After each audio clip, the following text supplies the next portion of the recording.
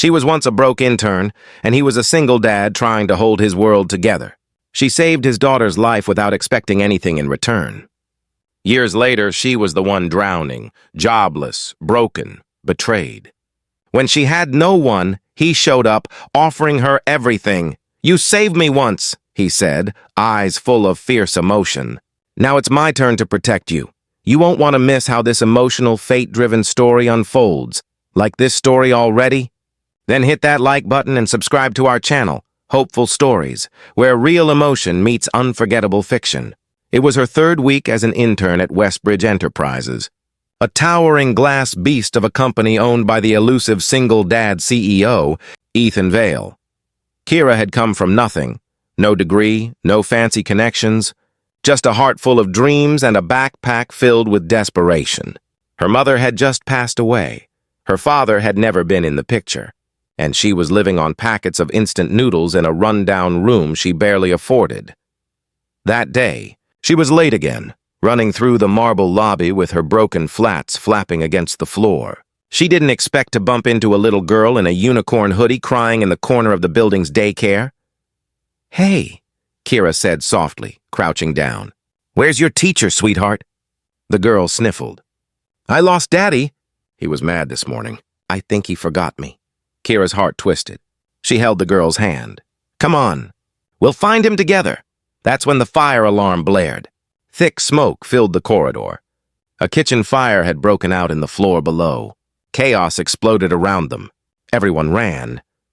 But Kira didn't. Grabbing the girl, she wrapped her coat around her and crouched beneath the smoke, guiding her to the emergency stairwell. They were almost out when a ceiling tile collapsed in front of them. Kira shielded the child with her body, coughing and crying, but she didn't stop. They made it out. Barely. When she opened her eyes at the hospital, Ethan Vale was standing beside her bed. And he wasn't the cold, unreachable billionaire people whispered about in the office. His suit was crumpled, his hands trembling, and his eyes, normally so unreadable, were filled with tears. "You saved my daughter," he whispered, voice cracking. "I owe you everything," she smiled weakly. "She just needed someone." "I know what that's like." From that day on, Ethan made sure she had a place at Westbridge. She was no longer just an intern. He offered her a job, mentorship, a real salary. For 2 years, they built something. Not just careers, but a quiet friendship that ran deeper than either would admit. His daughter, Lily, adored Kira, and slowly Ethan began to open up. About his late wife, about the pressure, about the loneliness. And then one day, she was gone. Kira vanished without warning, without goodbye. Her desk was cleared, her number disconnected. All Ethan had left was a single handwritten note. "Some people don't get to stay in good places. Please don't look for me." He did look, for months, but she was gone. 3 years later, it was raining in Manhattan. Ethan sat in his luxury car, shielded from the cold, but inside, he felt nothing, until he saw her on the street.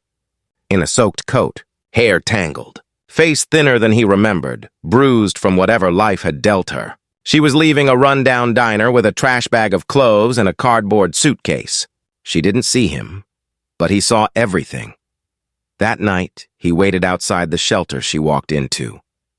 When she came out the next morning, he was there. She froze, eyes wide. The rain had stopped, but her hands trembled like winter still lived inside her. "Kira," he said, stepping closer. "What happened to you?" Her lips parted, but no words came. Finally, she whispered, "Why are you here?" "Because you saved me once," Ethan said, his voice firm but gentle. "Now it's my turn." He took her to a warm apartment, his second property, gave her space, clothes, food. But more than that, he gave her time to trust again, time to talk. Kira had left after a secret relationship with a department director ended in betrayal. She'd reported him, but HR buried it. She became the outcast, the rumor, the scapegoat. She ran to save what little of herself she had left. "I didn't think anyone would believe me," she said one night. "I believe you," Ethan said. "I always did." He offered her a job again, but not just any job. A senior role leading the Westbridge Women's Initiative.